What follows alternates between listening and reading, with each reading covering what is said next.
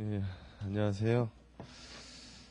교재는 거기 915페이지를 잠깐 펴놓으세요. 914페이지, 915페이지.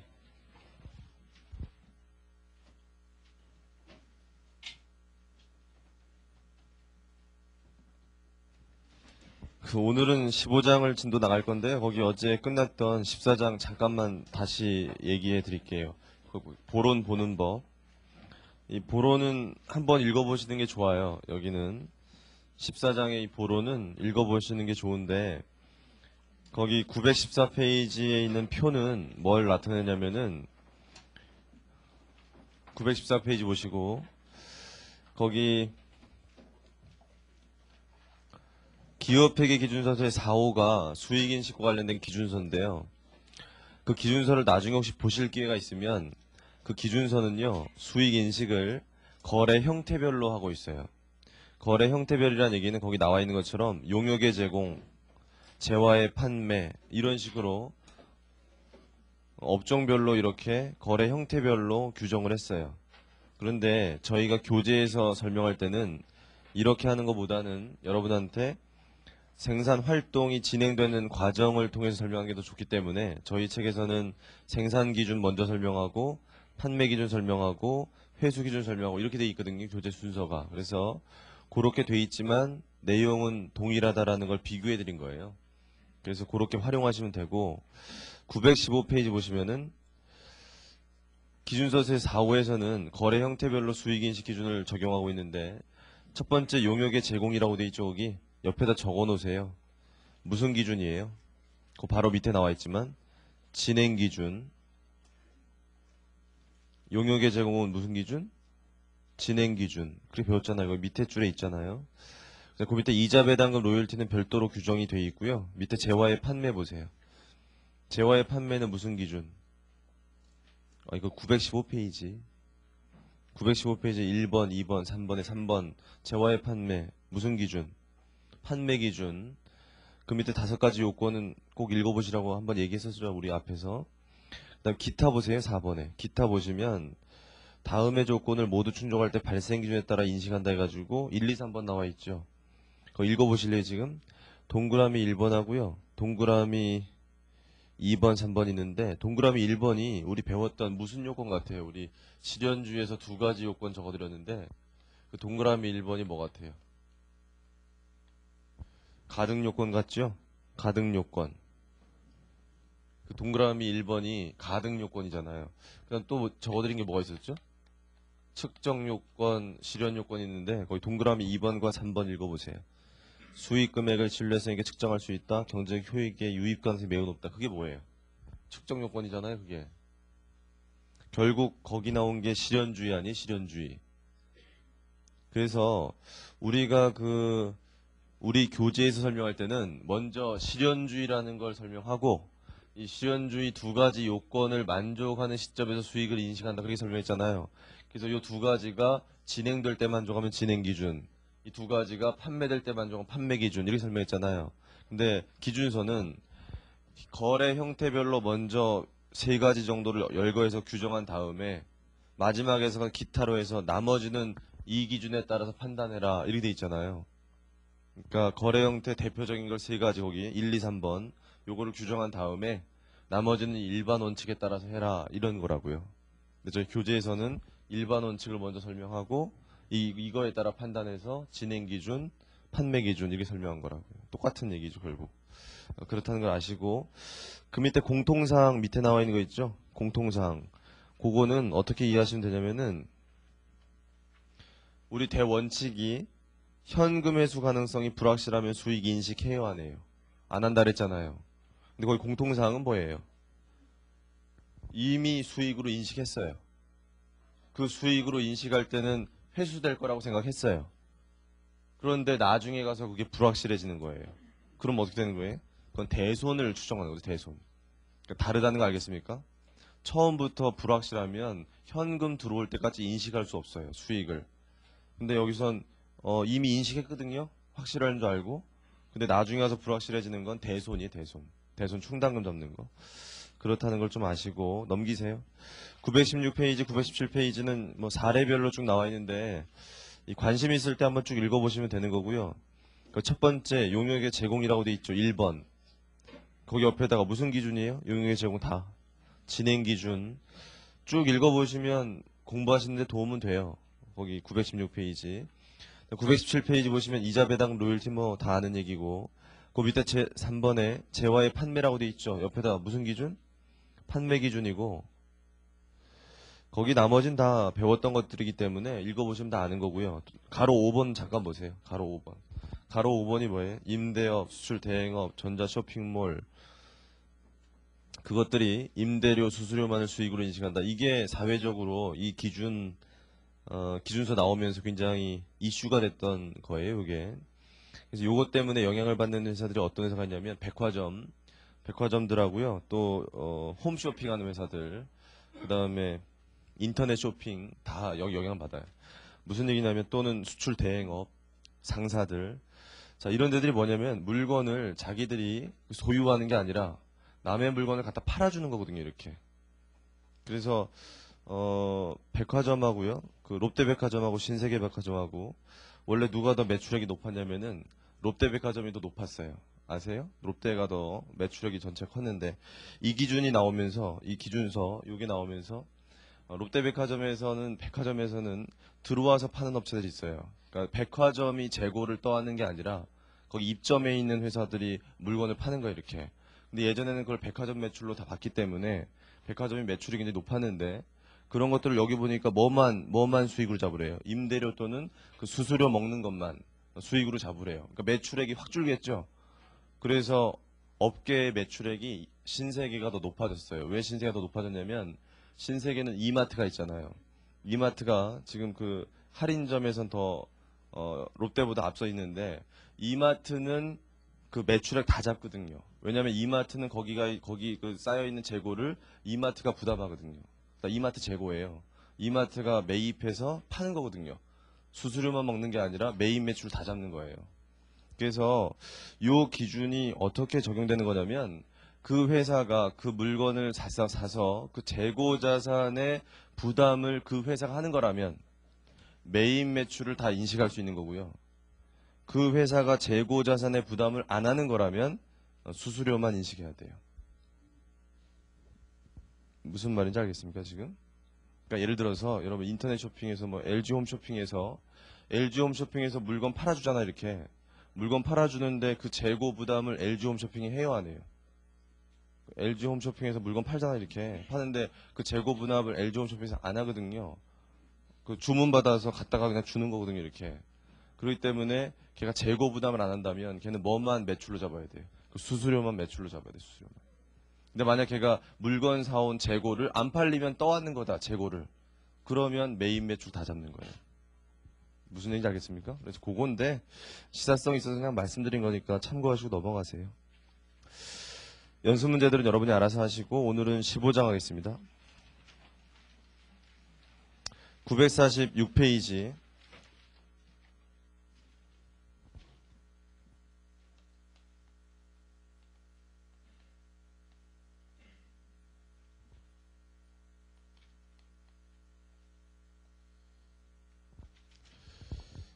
거기 어디 밑줄 치냐면요. 거기 946페이지 세 번째 문단 보세요. 세 번째 문단 보니까 법인세 기간 배분이란 거기 나와 있는데 밑줄 쭉 치세요. 거기 네 줄이에요, 네 줄. 두 번째 문단에 법인세 기간 배분이란에서 네 줄. 거기 쭉 읽어보세요. 뭐라고 써 있나?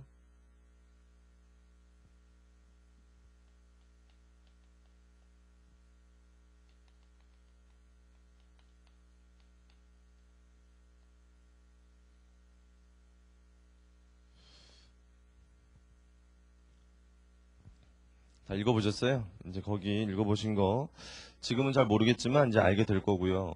이 15장은 여러분들이 이제 배우시면 그렇게 어렵진 않은데 여러분이 아직 세법을 아직 안 배웠기 때문에 대부분 세법이란 과목이 중급회계 한 다음에 하잖아 일반적으로. 그래서 세법을 아직 배워보지 못하신 분들은 좀 낯설어요 용어가. 그리고 개념 자체가 없을 수 있기 때문에 처음엔 좀 약간 어려울 수 있지만 여기선 여기만의 논리를 이해하시면 되는 거고, 나중에 이거 끝나신 다음에 세법을 하실 거니까 세법 하신 다음에 다시 보시면 그렇게 어렵지 않거든요. 그래서 그렇게 하시면 되고요.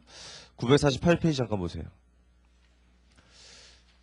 948페이지 보시면 첫 번째 줄에 법인세 기간배분회계가 도입된 것이 오래되지 않았다는 걸 알 수 있어요. 읽어보시면. 최근에 도입됐죠, 보니까. 그래도 꽤 됐어요, 이제.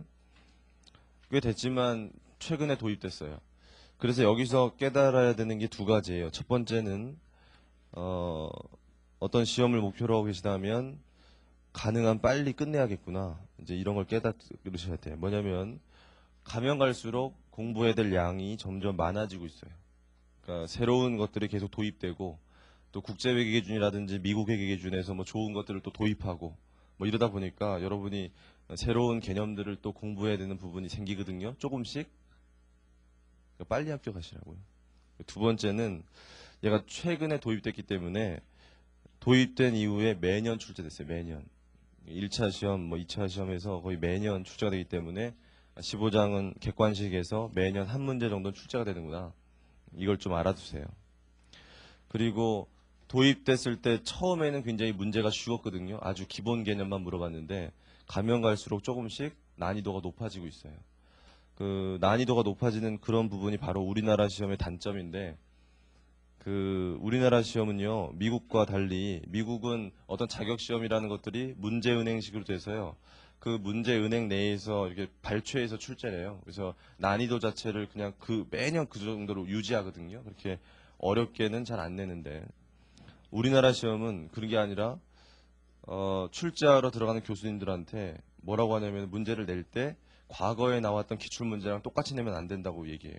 기출문제 다 보여주고 그 다음에 시중에 나와 있는 대부분의 책들 그거랑 똑같이 내면 안 된다고 우리 보여줘요. 그러면 문제 된다고. 그러니까 시중에 나와 있는 책에 나와 있는 문제라든지 기출문제와는 좀 다르게 좀 약간 뭐 생각을 좀 이렇게 달리해서 이렇게 내야 될 거 아니에요. 문제를 떨어뜨리려는 시험이기 때문에 그러다 보니까 나왔던 문제들은 다시는 안 나와요. 똑같이는 약간씩 변형해서 낸다고 이렇게. 그러니까 여러분들이 우리나라에서 자격시험을 보려면 뭐가 필요하냐면 응용력. 배운 거를 그대로 나온다고 생각하지 마시고 똑같은 개념인데 출제자가 어떻게 냈는지를 빨리 파악해서 답을 찾아야 돼요.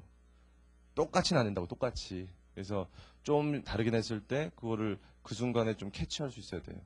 순발력하고 응용력이 좀 필요하고 그래서 매년 시험이 좀 단계별로 이렇게 어려워지는 부분이 있어요. 같은 주제가 똑같은 주제가 또 나올 때는 좀 더 난이도가 높아져 나오는 게 일반적으로 좀 그래요. 아무튼 그래요. 그래서 우리나라 시험의 단점인데 그렇게 돼 있고 그 밑으로 보세요. 제 2절에 과세소득과 회계액 차이가 있는데 밑으로 가보시면 기업회계 기준과 법인세법 해서 두 가지가 비교되어 있는데요. 우리가 이제까지 기업회계 기준 배웠을 때는 수익이라는 게 있었고 비용이라는 게 있었죠. 그래서 이렇게 빼면 기업회계상의 이익, 당기순이익 이렇게 부르는 게 나왔죠. 회계상의 이익. 우리가 지금 이거 배웠어 이제까지 이거 배웠는데 나중에 여러분이 법인세법 이제 세법 배우시면 법인세법이라는 게 있는데요. 이 법인세법 배우면 똑같은 말이 입금이란 말이 나오고요. 손금이란 말이 나와요. 손금. 알아두세요. 어려운 얘기 아니니까. 같은 말이라고 생각하시면 돼요. 입금, 손금. 그러면 이렇게 되면 뭐가 나오냐면 우리 세금을 부과해야 될 과세소득이 나온다. 이렇게 보는 게 이제 세법의 개념인데요. 이 두 가지를 비교해 봤을 때 여러분이 생각할 때 이게 똑같았으면 좋겠죠. 이렇게 똑같았으면 이게 우리의 바람이에요.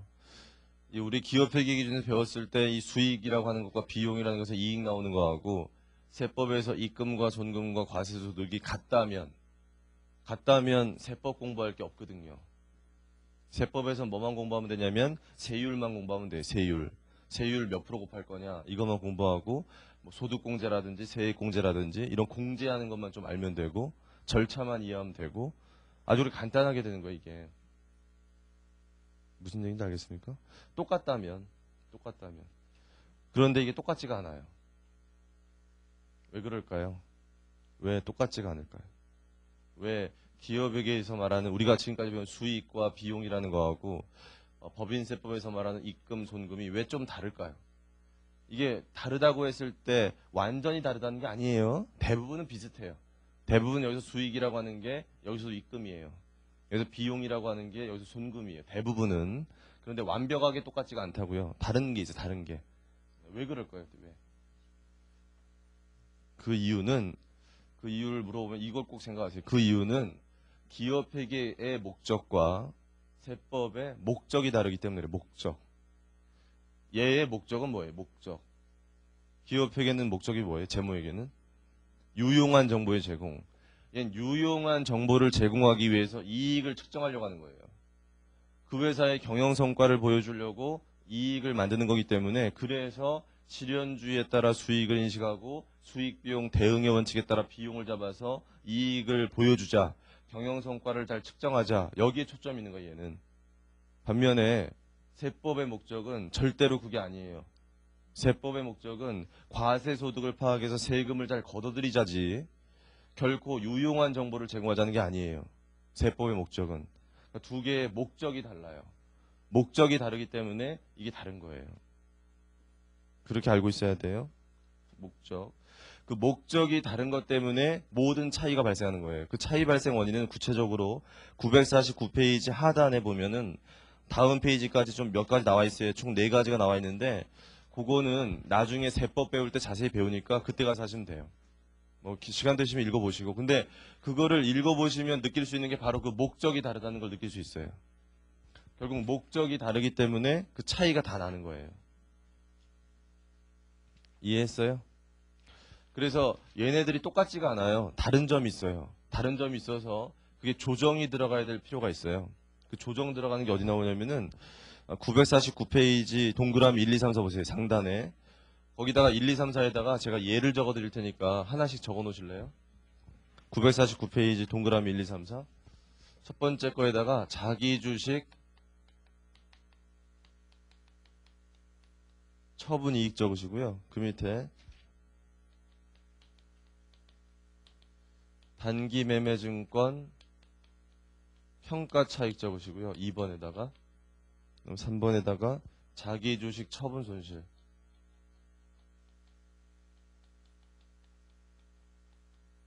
이 적으시고 접대비 한도 초과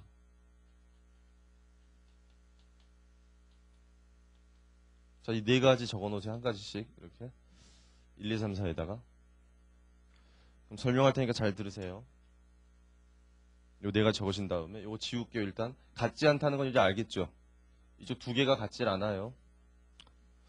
지우고 얘부터 설명할게요. 자기주식 처분이익. 자기주식 처분이익은 기업회계에서는 수익으로 봐요, 안 봐요? 자기주식 처분이익은 기업회계 우리 배웠잖아요. 여기서 수익으로 봐요, 안 봐요? 수익으로 안 보죠? 이게 수익으로 보게 되면 어디로 간다고요? 손익 계산서로 가니까 단기 순이익을 구성해서 어디로 가냐면 이익잉여금으로 가죠. 결국 이익잉여금 기업회계에서. 근데 얘가 손익계산서로 안 가는 이유는 왜 그랬어요? 일로 안 가잖아. 일로 안 가는 이유는 자본거래이기 때문에.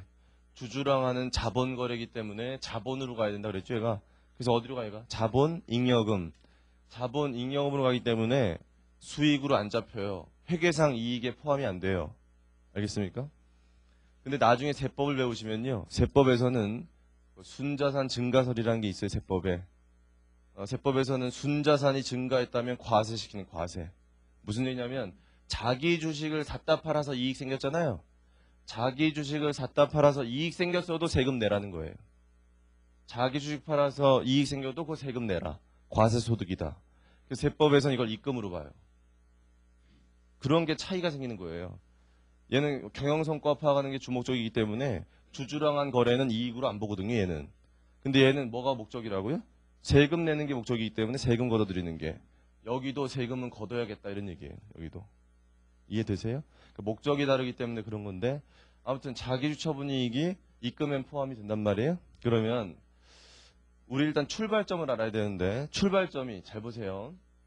우리 세금 계산할 때요. 기업 우리 이걸 좀 말씀드릴까요? 기업의 격리과에서 일하는 과정을 보시면 2000X1년 기말이 돼요. 2000X1년 기말이 되면 뭐 해줘야 돼요? 12월 31일 되면 뭐 하는 거예요, 우리? 결산 작업에 들어가는 거죠? 결산 작업이라는 게 다음 년도 1, 2월에 계속 한다는 거 다 아실 거고, 결산 작업이 끝나야지만 뭐가 나오는 겁니까? 재무제표가 나오는 거고, 재무제표가 나와야 당기순이익이 나오는 거고, 공인회계사 감사받고, 그런 다음에 3월 달이 되면 뭐 주총하고 뭐 그러잖아요. 그러면 회계상 이익이 다 나온 다음에 3월 달에 뭐 하냐면 법인세 세무조정이라는 거래요. 지금 배우는 거, 이제 계산. 법인세 계산을 이때 가서 들어가요. 세금 계산을. 요 결산 다 끝난 다음에. 그러니까 세금 계산이 들어갈 때 이미 뭐가 다 나와 있다? 회계상 이익은 나와 있어요. 우리가 세금 계산을 하려고 할 때 이미 회계상 이익은 나와 있다 이런 얘기예요. 그랬을 때 우리 회계상 이익이 나와 있는 거를 출발점으로 삼아서 과세소득을 찾아줄 거냐, 아니면 기업회계에서 회계상 이익 찾은 건 다 무시하고 다시 세법에 근거해서 다시 입금을 찾고 다시 돈금을 찾아서 빼서 과세소득 찾을 거냐, 둘 중에 뭐가 더 좋을 것 같아요?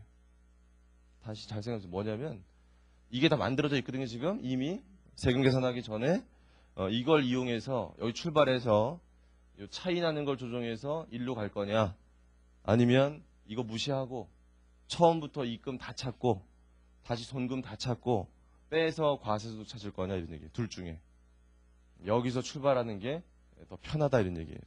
이게 왜 그러냐면은 책에도 어디 나와 있냐면은 952페이지 보실래요? 거기 잠깐만 보세요. 952페이지. 952페이지 하단에 보시면 법인세 계산하는 게 나와요. 맨 밑에. 출발점이 뭐라고 돼 있어? 출발점이. 당기순이익이라고 돼 있고, 입금산입, 송금불산입, 송금산입, 입금불산입 뭐 조정하도록 돼 있죠. 조정해서 과세소득 나왔잖아요. 그거 이제 봤어요. 그게 바로 출발점을 어디로 보겠다는 거예요. 여기서 출발하겠다는 거, 여기서 출발해서 차이 나는 걸 조정해서 일로 가겠다 이런 거거든요. 왜 그게 더 편하냐면은 회계상 이익과 과세소득이 대부분 차이 나는 게 아니고요. 대부분은 똑같고요. 일부만 차이 나는 거기 때문에 그 일부 차이 나는 걸 조정해서 가는 것이 더 편하다 이런 얘기예요. 처음부터 다시 하는 것보다. 무슨 말인지 알겠습니까? 그래서 우리 출발점을 여기서 출발해서 차이 나는 걸 조정해서 일로 가요. 이해돼요? 그러면 출발점이 여기거든요. 지금 세금 계산하려고 할 때 출발점이 여기인데 여기를 잘 보니까 이게 포함이 돼 있어야 안 돼 있어요. 자기주식 처분이익이 여기 들어가 있어야 안 들어가 있어요. 안 들어가 있잖아요. 수익이 아니니까. 안 들어가 있는데 여기서는 입금이 아니에요. 입금이잖아요. 입금. 그러니까 여기서 출발했을 때 어떻게 해줘야 돼요? 더 해줘야겠죠? 이걸 입금산입이라고 그래요. 좀 알아두세요. 별거 아닌데. 입금산입. 그래서 더해서 일로 오는 거예요. 이렇게. 이해했어요? 그 다음에 단기매매증권 평가 차익을 보세요. 단기매매증권 평가 차익은 기업회계상에서 어디로 봐요? 단기 그 영업의 수익으로 보죠. 그러니까 여기 들어가요, 안 들어가요? 들어가죠. 단기매매증권은 단기 인식하잖아요. 매도가능증권이 넘기죠. 매도가능증권이. 단기매매증권은 수익으로 보잖아요. 그러니까 여기 포함이 돼요. 그런데 나중에 세법 배우시면 세법은 주식의 평가 방법을 원가법으로 해요. 시가법 인정 안 해요. 그러니까 평가 차익을 입금으로 안 봐요. 무슨 얘기냐면 미실현이익에 과세하지 않겠다는 거예요. 그러니까 여기서 세금 안 내거든요. 그러면 여기 출발할 때 여기 포함이 됐어요, 안 됐어요? 포함이 돼 있잖아요. 여기 포함이 돼 있는데 어떻게 해줘야 돼요? 빼줘야죠. 이런 거 입금불산, 입금 이런 거예요. 양쪽이 차이 나는 거 조정하는 거예요. 지금 출발을 어디서 한다고요? 여기서 출발해서 이렇게 조정해서 일로 가 이렇게. 비용 보시면 자기 처분 손실, 처분 손실은 기업회계에서 뭐로 봐요? 얘는 기업회계에서 뭐로 봐요? 자본 조정이죠. 자본 조정. 자본 조정. 그러니까 비용이에요, 아니에요? 비용 아니죠? 근데 세법에서는 손금으로 봐요. 얘가 당연히 얘는 입금으로 보고 얘는 손금으로 안 봐주면 나쁘죠. 그거는 이익 났을 땐 세금 내고 손실 나면 네 알아서 해라. 이거 아니잖아요.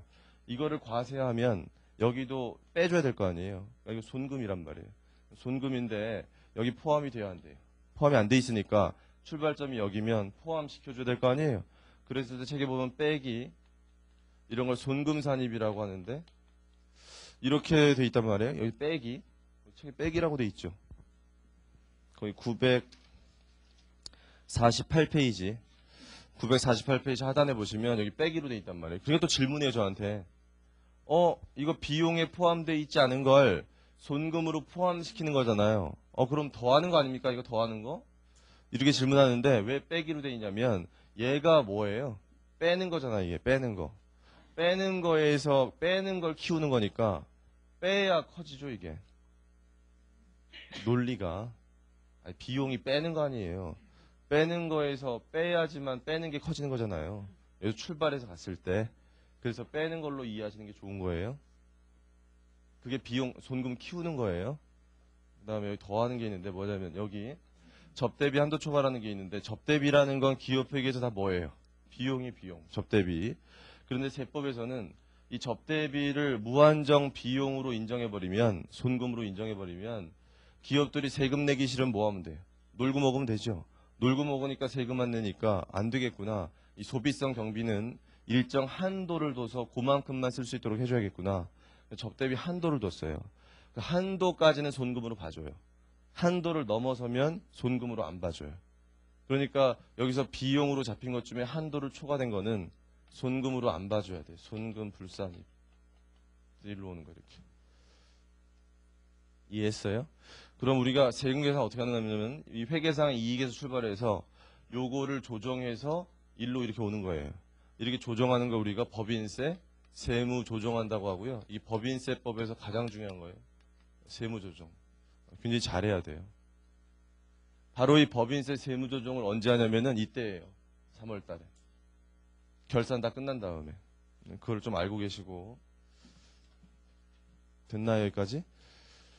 그럼 책에 보세요. 책에 949페이지 보시고요. 여러분이 지금 세법 배우는 게 아니고 우리 중급회계 배우는 거기 때문에 여러분 뭐만 이해하시면 되냐면 여기서 잘 보시면 여기 입금산입이라는 거 있죠. 손금 불산입이라는 거 있죠. 이 두 가지요.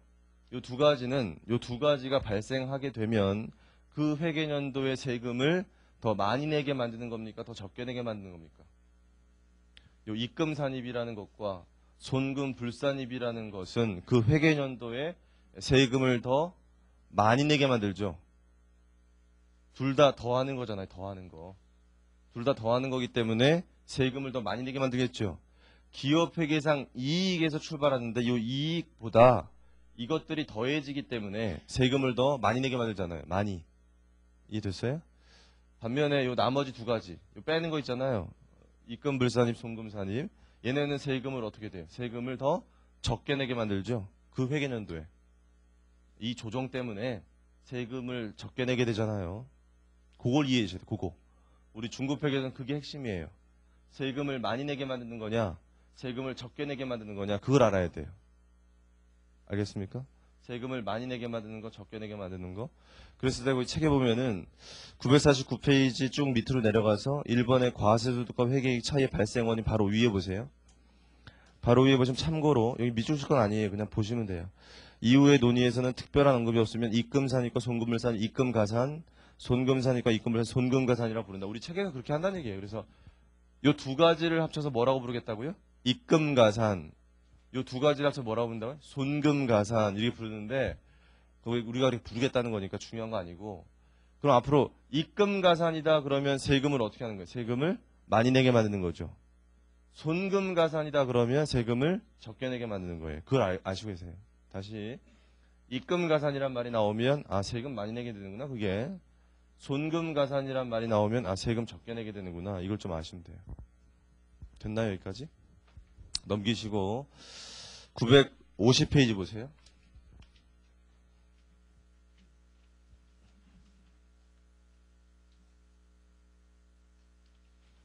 (950페이지) 보시면 거기 2번에 과세소득과 회계이익 차이 유형이 있어요. 첫 번째 가로 1번이 뭐라고 되어 있습니까? 일시적 차이라고 돼 있고 951페이지에 가로 2번이 영구적 차이라고 돼 있잖아요. 이게 우리한테 중요한 겁니다. 중급회계에서는 일시적 차이냐 영구적 차이냐가 굉장히 중요한 건데 그 둘 중에 뭐가 더 중요할까요? 일시적 차이가 중요한 거예요. 일시적 차이. 왜 그런지 이제 알게 될 거고 거기 첫 번째 줄에 밑줄 쳐요. 일시적 차이란 특정 회계 사건이 회계 이익의 결정에 포함된 시기와 과세소득의 산정에 포함된 시기가 상이함에 따라 발생한 차이로서 거기까지만 주세요. 그 다음에 나오는 표현은 어려운 얘기이기 때문에 나중에 세법 배운 다음에 보세요. 자, 그 밑에 줄 보세요. 거기 밑줄 치세요. 일시적 차이는 미래 과세소득에 가산되는 가산할 일시적 차이와 차감되는 차감할 일시적 차이로 구성되고 특정 회계년도에 발생한 일시적 차이는 미래 회계년도에 반드시 반대 영향을 가져옴으로써 전체적 효과가 상쇄된다. 거기까지 밑줄 치시고 그 일시적 차이 옆에다가요. 손익의 귀속 시기의 차이다. 이렇게 하나 적어 놓으실래요? 손익의 귀속 시기의 차이. 이렇게. 손익의 귀속 시기의 차이. 이렇게 적어 놓으시면 되고 951페이지 보세요. 영구적 차이. 가로 2번에 첫 번째 줄 영구적 차이다. 일단 이렇게 적어요. 영구적 차이 옆에다가 영구적 차이는 손익의 영구적 차이 옆에다가 인정 여부의 차이다. 이렇게 적어주세요. 인정 여부의 차이. 손익의 인정 여부의 차이. 자, 읽어보세요. 첫 번째 줄에 영구적 차이란 일시적 차이와는 달리 과세소득과 회계이익 차이가 발생하였을 때 동 차이가 일정 기간이 지나도 조정되지 않는 차이다. 그 밑에 줄 보세요. 즉 일시적 차이는 수익비용 기간 귀속에 대한 견해 차이고 영구적 차이는 수익비용 자체를 인정하느냐 인정하지 않느냐의 견해 차이다. 거기 밑줄 쳐놓으시면 이 얘기가 나와 있잖아요. 이 얘기. 다시 한번 적어드린 걸 강조하려고. 요거 설명을 좀 할게요.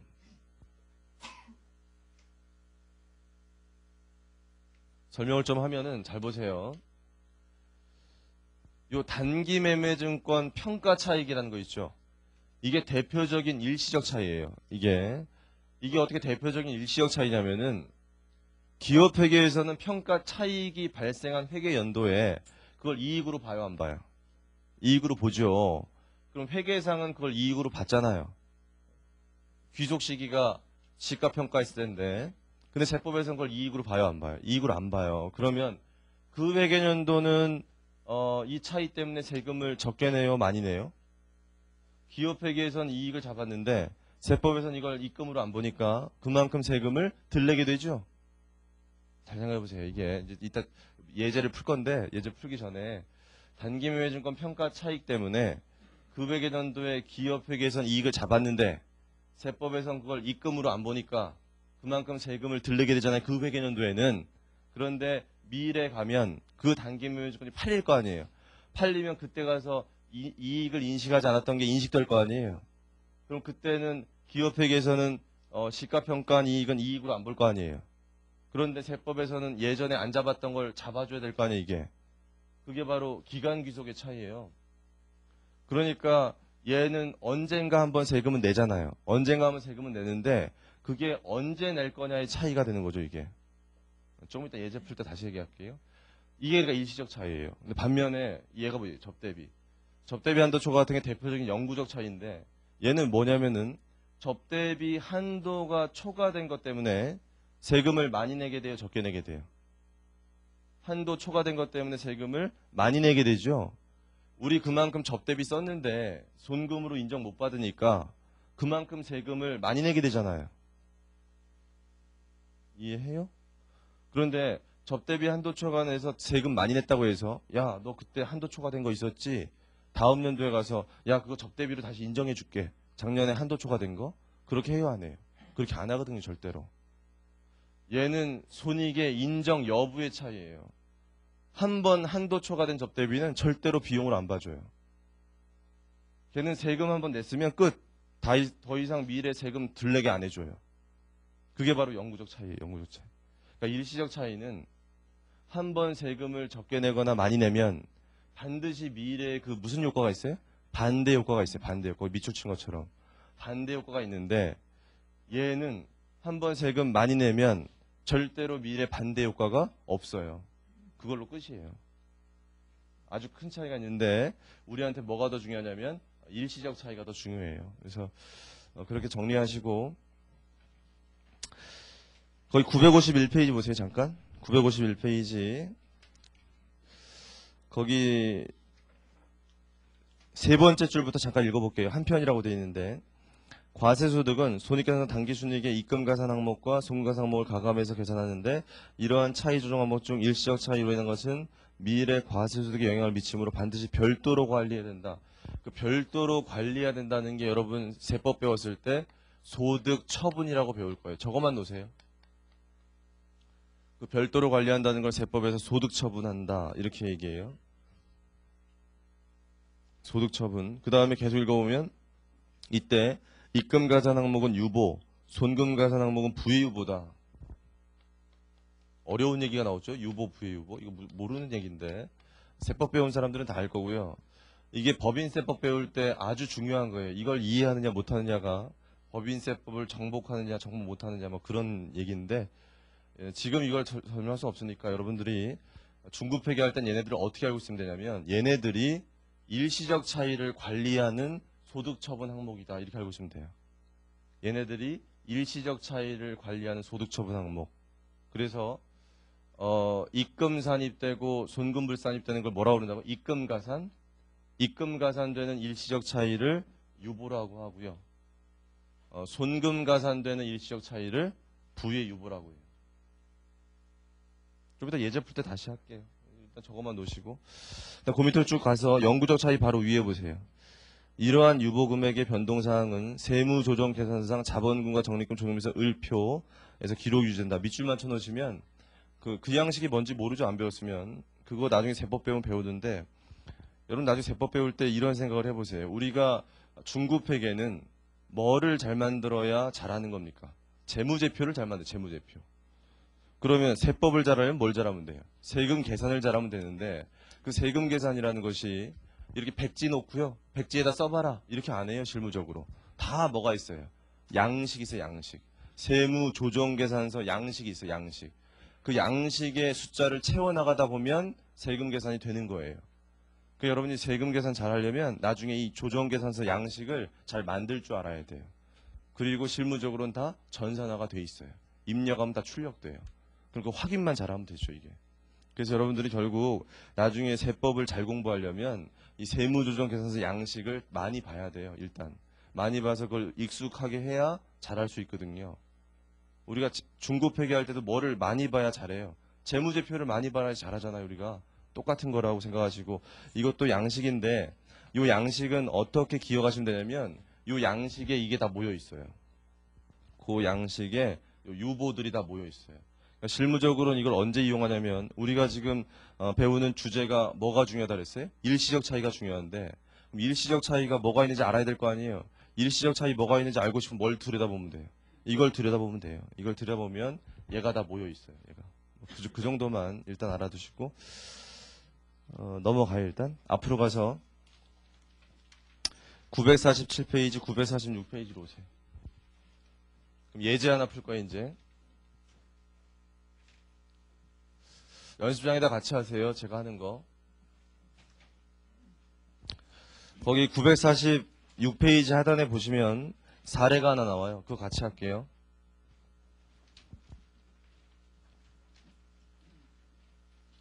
그거를 그냥 하면 잘 이해 못하기 때문에 제가 예를 하나 들어드릴 테니까 이거 하나 적어 놓으세요.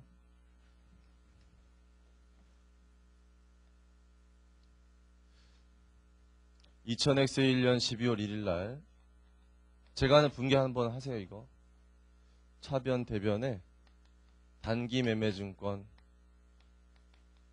50만원 대변에 현금 50만원 이 분개 한번 하세요. 지금 분개하시고 그 다음에 2000X 1년 말에 2000X 1년 말에 단기 매매 증권의 시가가 올라가지고요. 얼마가 됐냐면 60만원 됐어요. 60만원 됐으면 단기 매매 증권 얼마만큼 높여야 돼요? 10만원만큼 높여야 되고 대변에 뭐 잡아야 돼요? 단기 매매 증권 평가 차익 10만원 이렇게 분개해 보시고, 그럼 평가 차익은 결국 어디로 가는 겁니까? 손익 계산서로 가는 거죠. 이렇게 단기 순이익으로. 그 다음에 2000X2년 2000X2년 뭐 2월 1일 날 요 단기 매매주권을 팔았어요. 얼마에 팔았냐면 현금 70만 원에 팔았어요. 그럼 대변에 단기 매매증권 얼마 되면 돼요? 60만 원이라는 거 알죠? 60만 원. 그랬을 때 이 평가 차익 쫓아다녀요? 안 쫓아다녀요? 평가 차익 쫓아다녀요? 안 쫓아다녀요? 안 쫓아다니죠? 손익계산서로 들어가니까 차익이 이월 안 되잖아요. 매도 가능 증권 평가 차익은 쫓아다니잖아요. 자본 조정이니까. 그래서 이렇게 되니까 10만 원만큼 차이 나죠? 이게 뭐가 돼요? 단기 매매 증권 처분 차익. 이렇게 써놔요. 그럼 이 처분 차익도 역시 손익계산서로 가죠. 이해 돕기 위해서 제가 만든 거 이렇게 적어 놓으시고, 이렇게 적어 놓으면 잘 보세요. 2000X1년과 2000X2년에 요거밖에 없다고 생각할게요. 나머지 없고. 요거밖에 없으면 회계상 이익들이 어떻게 돼요? 제가 적어드린 것밖에 없으면 회계상 이익은 매 회계년도에 10만 원씩 잡힌 거 아니에요, 지금? 지금 제가 든 얘가 10만 원씩 이익이 잡히잖아요, 매년. 그랬을 때 뭐 하고 싶은 거냐면 법인세 부담액이라고 써있는데 책에 법인세를 얼마나 내게 될 거냐, 세금을. 그걸 거기 940페이지 법인세 부담액이라고 표현했는데, 일단 그걸 보시면 일단 법인세를 얼마만큼 낼 거라는 거는 법인세 계산을 해봐야 될 거 아니에요. 법인세 계산을 하려면 회계상 이익에다가 그냥 세율만 곱하면 안 된단 말이에요. 왜? 두 개가 뭐가 있기 때문에? 차이가 존재하기 때문에. 만약에 차이가 없다면 그냥 여기다 세율 곱하면 돼요. 세금 계산할 때. 근데 차이가 존재하니까 차이를 조정한 다음에 세율 곱하는 거예요, 우리. 그래서 여기 잘 보니까 회계상이 10만 원인데 거기 세율은 얼마래요? 세율은 30%라고 나오는데, 만약에 차이가 없다면 세금 얼마 내야 돼요? 3만 원 내야죠. 이익이 10만 원 생겼으니까. 이해됩니까? 그런데 이게 세법과의 차이 때문에 그냥 세금 안 내요. 이게 세법에서는 이거 시가평가하는 거 인정해야 하네요. 안 하기 때문에 이게 뭐가 되냐면 세무조정 해볼게요. 세무조정. 세무조정하면 얘가 뭐가 들어가 줘야 돼요? 입금 불산입 돼야 돼요. 입금이 아니에요. 입금 불산입 10만 원 들어가요. 그러면 회계상 이익은 이거 잡혔지만 입금 불산입 10만 원 하면 과세소득은 얼마가 돼요? 0이에요, 0. 세금 낼 거 없어요. 그리고 여기다가 유보라고 하는 거예요.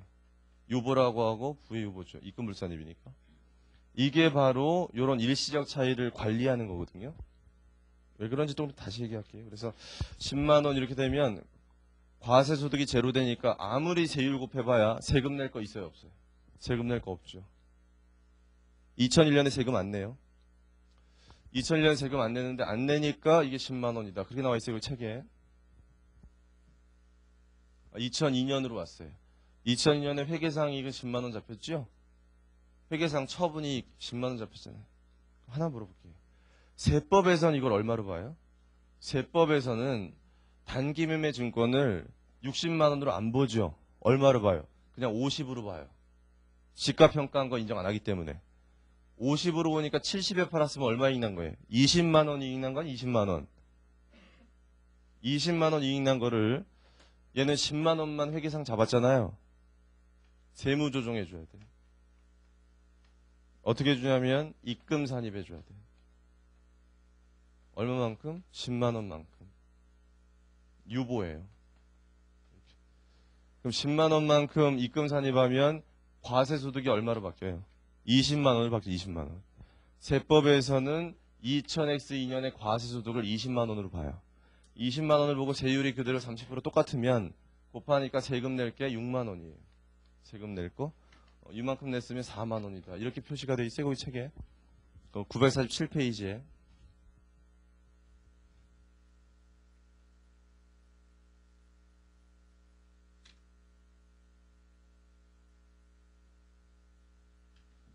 그래서 결과적으로 우리가 이 단기 매매 증권 사고 팔아가지고요. 세금은 분명히 얼마 내야 돼요? 6만 원을 내야 되는데 그 6만 원의 세금을 내는 걸 어느 시점에 내느냐가 문제죠. 어느 시점에. 그런데 회계상은 이때 10만 원의 이익을 잡았고 이때 10만 원의 이익을 잡고 회계상 이익으로 보면 양회계년도에 얼마씩 세금 냈으면 좋겠어요? 3만 원씩 세금 냈으면 좋겠는데 세법상으로는 이때 다 과세소득으로 봐서 이때 세금 다 내잖아요. 이게 바로 손익의 귀속 시기의 차이예요. 귀속 시기의 차이. 그래서 얘가 잘 보니까 세무조정이 입금 불산입돼가지고 요 일시적 차이 때문에 요 회계년도엔 세금을 많이 내게 돼요, 적게 내게 돼요. 얘 때문에 세금을 적게 내게 됐죠. 얘가 없었다면 세금 얼마 내야 돼요? 3만 원 내야 되는데 얘가 있기 때문에 세금을 안 냈잖아요, 지금. 그럼 3만 원 적게 내서 좋아요. 근데 얘가 일시적 차이라면 반드시 미래에 무슨 효과가 있다? 반대 효과가 있어요. 지금 입금을 줄였으면 반드시 미래에 입금을 늘려요. 그게 바로 일시적 차이의 특징이에요. 얘가 지금 세금을 적게 내게 만들었으면 반드시 미래에 어떻게 된다? 세금을 많이 내게 만들어요. 많이 내게 만들었잖아요, 지금. 그 반대 효과가 생기는 이 일시적 차이를 관리하는 항목이 바로 유보예요, 유보. 그래서 나중에 세법 배우시면 이 유보의 특징은 마이너스 유보가 있으면 반드시 플러스 유보가 있어요, 미래 가서. 플러스 유보가 있으면 반드시 마이너스 유보가 있어서 정리되도록 돼 있어요.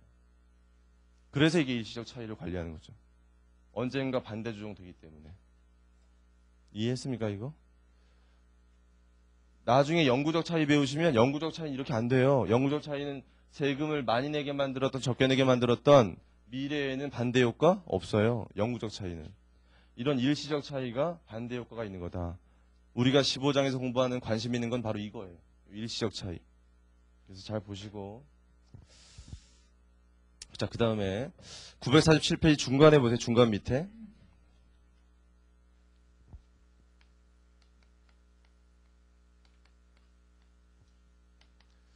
중간 밑에 보시면 이제 어떤 얘기가 나오냐면은 회계상 이익이 10만 원씩 나와 있는데 이렇게 잘 보시면 얘가 요 법인세라는 것을 요 수익에 대응되는 비용으로 본다면 두 개의 대응 관계가 어때요 보니까? 별로 안 좋죠 보기가. 이걸 법인세라는 걸 법인세 내는 걸 비용으로 본다면 비용 여기 이제 부담액이라고 썼는데 이걸 비용으로 본다면 이익과 어떻게 됐으면 좋겠어요? 대응이 됐으면 좋겠잖아요. 대응이 됐으면 좋겠다는 건 세율이 30%니까 10만 원씩이면 3만 원씩 법인세 비용으로 매년 잡히면 이게 이익으로 7만 원씩 되는 거니까 이게 더 보기 좋지 않느냐 이런 얘기예요. 우리가 회계가 뭐가 있어요? 수익, 비용, 대응의 원칙이 있잖아요. 대응의 원칙. 이렇게 됐으면 좋겠는데 이 상태는 그게 아니잖아요. 보니까. 여기는 왜 그렇게 된 거냐면 법인세를 실제 내는 금액으로 이렇게 비용 잡았죠. 실제 납부하는 금액, 납부. 근데 얘는 발생한 거에 따라서 이렇게 잡아줄까? 이렇게 고민을 했어요. 그래서 이렇게 주장하는 사람이 있고 이렇게 주장하는 사람들이 있는데 그 주장 근거를 잠깐 볼게요. 어디 있냐면은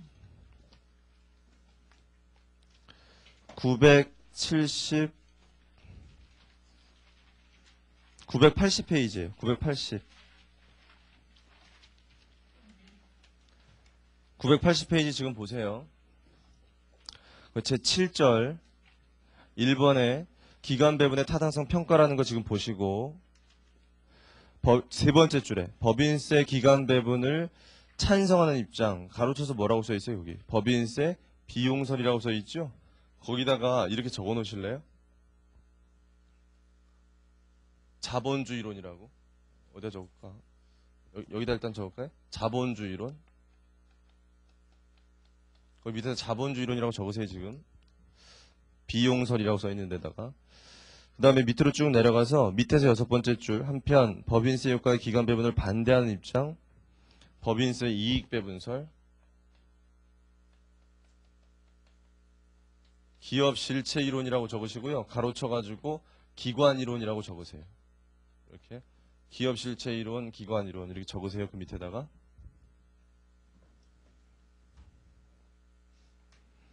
자, 설명을 좀 할 테니까 잘 들으세요. 얘네 둘의 차이점이 뭐였죠, 우리? 얘네들이 회계주체 이론이라는 거였는데, 자본주의로는 누구만 주인으로 보자? 자본주만 주인으로 보자. 기업 실체 이론은 채권자도 주인으로 보자인데, 기관 이론이라는 건 정부기관도 주인으로 보는 거예요. 더 넓은 거. 정부기관도 주인으로 보기 때문에 얘는 정부기관에는 세금도 뭐다? 얘는 이익분배다. 주인한테 주는 건 이익분배잖아요. 얘는 누구한테 주는 것만 이익분배로 봐요.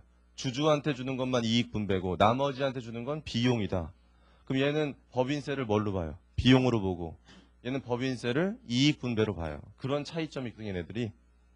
바로 거기 법인세 비용설이라는 걸 주장하는 사람들, 그 사람들이 바로 얘네들이에요. 얘네들은 법인세를 뭐로 본다? 비용으로 봐요.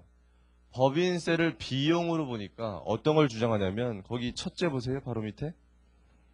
기관이익을 올바르게 결정하기 위해서는 법인세 비용을 그 지급 시기와 관계없이 회계연도의 이익과 대응하도록 계상해야 된다. 그게 바로 무슨 논리입니까? 그게 수익 비용 대응의 논리죠. 얘네들이 그렇게 봐요. 얘네들은 법인세를 뭐로 보기 때문에 비용으로 보니까 그래요. 얘네들은 안 그래요. 얘네들은 법인세를 뭐로 보기 때문에 이익 분배로 보거든요. 얘네들은 좀 이따가. 법인세를 비용으로 볼 때만 대응시키자 이런 논리를 하는 거예요. 대응시키자. 그 다음에 거기 그 밑에 둘째 보세요. 둘째 되게 중요한 건데. 둘째. 일시적 차이는 미래 과세 소득을 증가시키거나 감소시키게 되므로 일시적 차이 세금 효과는 부채나 자산으로 인식될 요건을 갖췄다고 볼 수 있다. 거기까지. 잘 보시면 얘 이때 세금 적게 냈어요? 많이 냈어요? 적게 냈죠? 왜요? 얘 때문에 그렇죠? 얘 때문에 세금을 적게 냈잖아요. 좋잖아요, 지금. 근데 그게 좋아할 것만은 아니죠. 언젠가는 세금을 어떻게 더 많이 내게 되겠죠. 그게 바로 일시적 차이 특징이에요. 세금을 적게 내게 만들었으면 반드시 미래에 많이 내게 만들어요. 세금을 많이 내게 만들었으면 반드시 미래에 적게 내게 만들어요. 그런 거예요, 얘네들이. 반대 효과가 반드시 생겨요. 그러니까 지금 얘네들이 세금을 적게 내서 기분은 좋은데 반드시 미래 많이 내게 만들면 기말 현재 뭐가 있다고 볼 수 있는 거예요? 2000X 1년 말에. 부채가 있다고 볼 수 있어요, 부채. 지금은 세금을 안 내서 좋은데 미래 현금 유출이 더 있을 것 같잖아요. 그게 기말 현재 뭐예요? 부채죠, 부채. 반대로 지금 세금을 많이 냈다면 미래 세금 적게 내는데 그건 또 뭐예요? 그건 또 자산이죠. 미래 세금 적게 내게 해주니까. 그게 생긴다는 거예요, 둘째가. 얘네들이 보니까. 그러니까 얘네들은 뭘 잡아주자는 거예요? 그 자산과 부채를 잡아주세요. 얘네들이 주장하는 게. 그 법인세 때문에 생기는 자산과 부채를 잡아주세요, 얘네들이. 이해됐어요? 그 밑에 보세요. 반대하는 입장, 법인세 이익배분설. 법인세 이익배분설이라는 건 법인세를 뭐로 보겠다는 거예요? 이익 분배로 보겠다. 이익 분배. 비용이 아니라. 그래서 그 밑에 보면 첫째. 법인세는 기업이 이익을 창출하며 결정되는 것이므로 일반 비용들처럼 반드시 수익에 대응시킬 필요가 없고요. 법인세가 법적 개념이니까 법적 의무가 있는 회계연도에 비용으로 잡는 게 맞다라고 주장하는 거예요. 읽어보시면. 그러니까 얘네들은 이걸 비용으로 안 보기 때문에 반드시 수익에 대응시킬 필요 없다는 거예요. 법적으로 납부해야 될 회계연도에 그때 잡으면 된다라는 게 얘네들의 주장이에요. 얘네들이. 다음 페이지 보시면 둘째. 이 법인세 기간 배분 회계를 여러분이 해보시면 주관이 개입된다는 거 알 수 있을 거예요. 이제 주관이 개입되기 때문에 주관이 개입되기 시작하면 뭐가 안 좋아지죠? 신뢰성이 안 좋아지니까 안 좋다 이렇게 주장하는 거예요. 얘네들이. 셋째 보시면 우리가 봤을 때 아주 바람직한 주장인데 힘드니까 하지 말자 이런 얘기예요. 힘드니까. 효익 비용 기억나세요? 우리가 어떤 정보를 만들었을 때 뭐가 더 커야 돼요? 효익이 더 커야죠. 뭐보다? 비용보다. 그거라니. 얘네들이 말하는 건 비용이 더 크다는 거예요. 이거 기간 배분하려면 비용이 더 크니까 하지 말자. 이렇게 주장하는 얘네들이. 근데 현재는 누가 득세했어요? 이쪽이 득세를 했고 이쪽이 득세해가지고 이쪽으로 왔어요. 기간 배분하는 쪽으로. 다시 이쪽으로 갈 가능성이 있느냐? 거의 없어요. 그러니까 이걸 좀 잘해야 돼 이제. 그래서 여러분들 우리나라는 예전에 기간배분 안 했었어요. 기간배분 안 하다가 기간배분 하는 걸로 바뀌었거든요. 기간배분 하기 전에는 우리나라 손익계산서에요. 법인세 비용이라는 말이 없었어요. 우리가 법인세 기간배분하기 전에는 법인세 비용이라는 말 안 썼어요. 그냥 법인세 등이라고 했어요. 예전에. 법인세 등이라고 표현했던 건 법인세 낼 때 주민세도 내기 때문에 그런 게 따라붙기 때문에 법인세 등이라고 했었어요. 납부하는 금액. 그런데 얘네들이 주장하는 기간배분을 선택하면서부터 이름이 법인세 비용으로 바뀌었어요. 비용. 손익계산서 양식에서 법인세 비용 그거 알아주세요. 우리가 법인세를 비용으로 보기 때문에 기간배분하는 거예요. 이해됐습니까? 그럼 다시 앞으로 가서 947페이지로 오세요.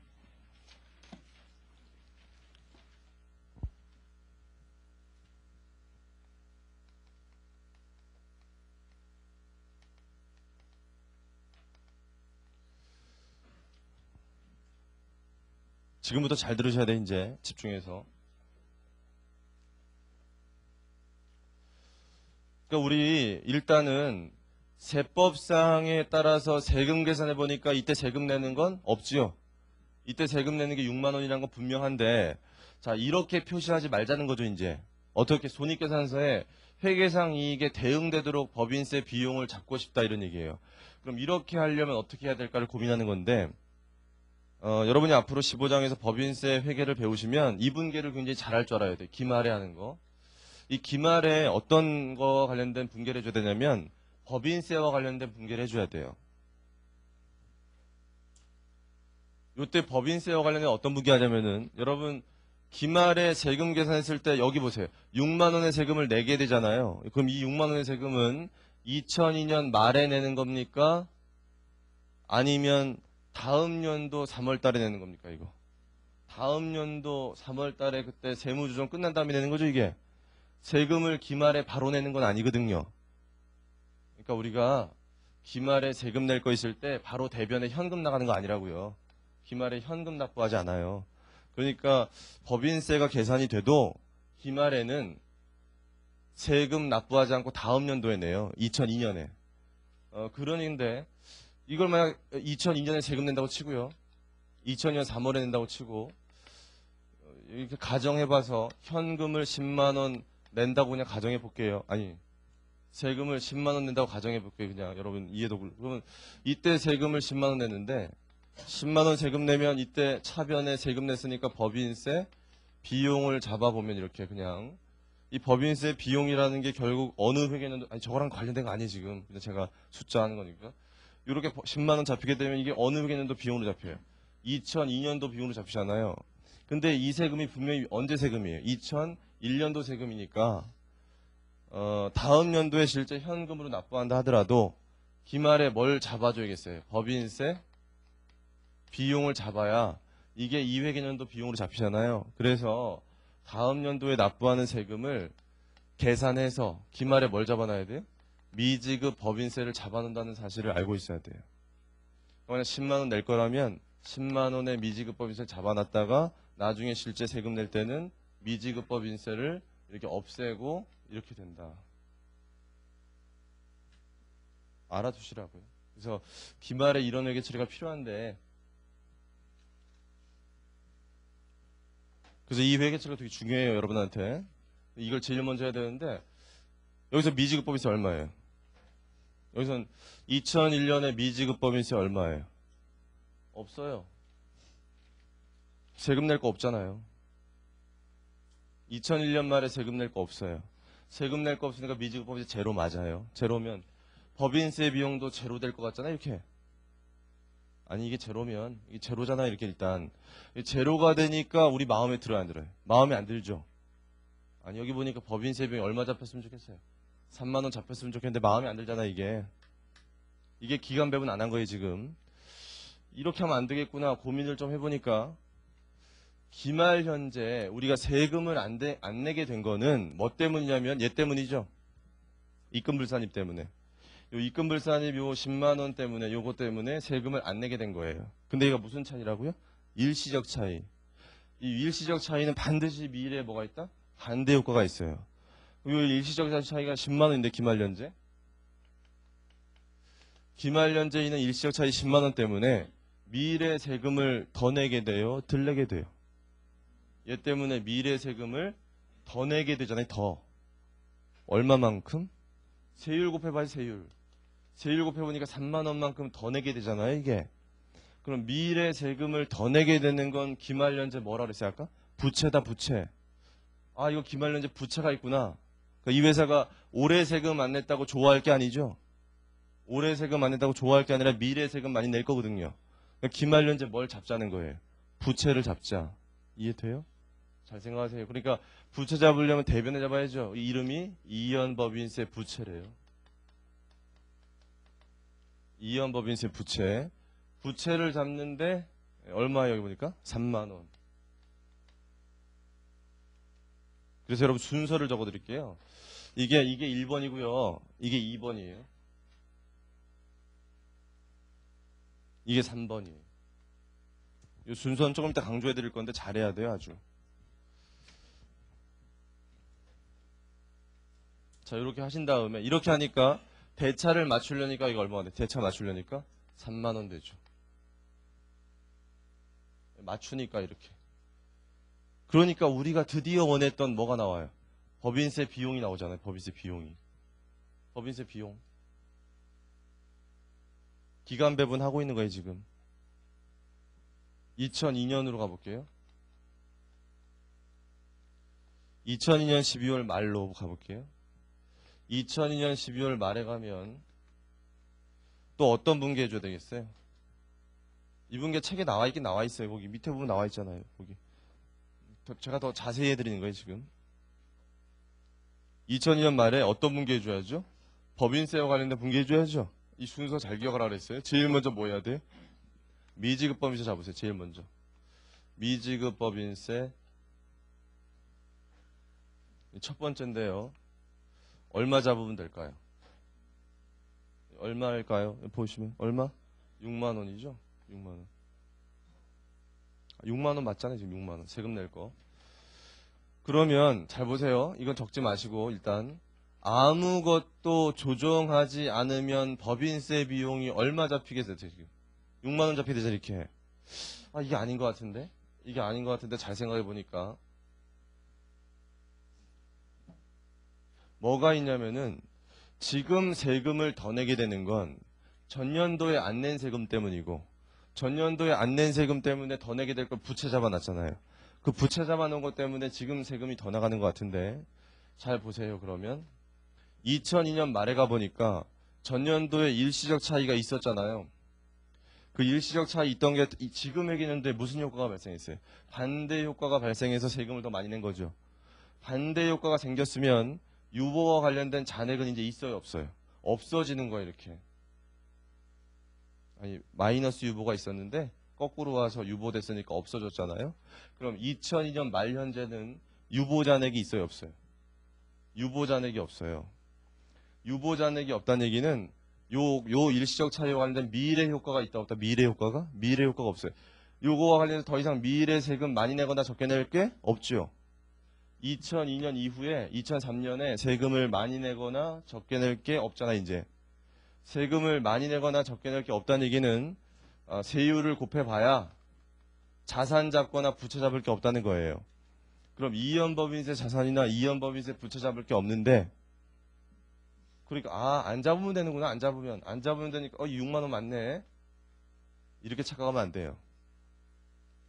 뭐냐면은 우리가 분명히 잡을 게 없는데 잡을 게 없다는 얘기는 대차대조표상에 안 잡힌다는 얘기예요. 대차대조표에 자산과 부채가 안 잡히려고 하는데 여기 보니까 뭐가 잡혀 있어요? 부채가 잡혀 있고 얘가 차기 2월 됐겠죠. 그럼 2002년도에는 이 부채가 남아 있는 거예요, 지금. 근데 기말연재 부채는 안 잡혀야 된다면서요. 그럼 이 부채를 어떻게 해줘야 돼요? 없애줘야 돼요. 이연법인세 부채를 감소시키는 거예요. 얼마만큼? 3만 원만큼. 이거 감소시키는 거예요. 그러니까 여기가 얼마 돼요? 3만 원 되죠. 이거 잘 이해하세요. 지금 한 거. 이게 2번이고요. 이게 3번이에요.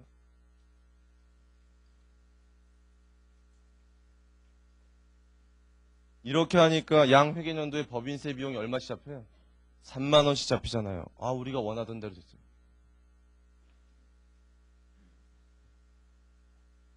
이분계가 책이 나와 있잖아요, 거기. 947페이지 중간에 보시면 나와 있고, 그 밑에.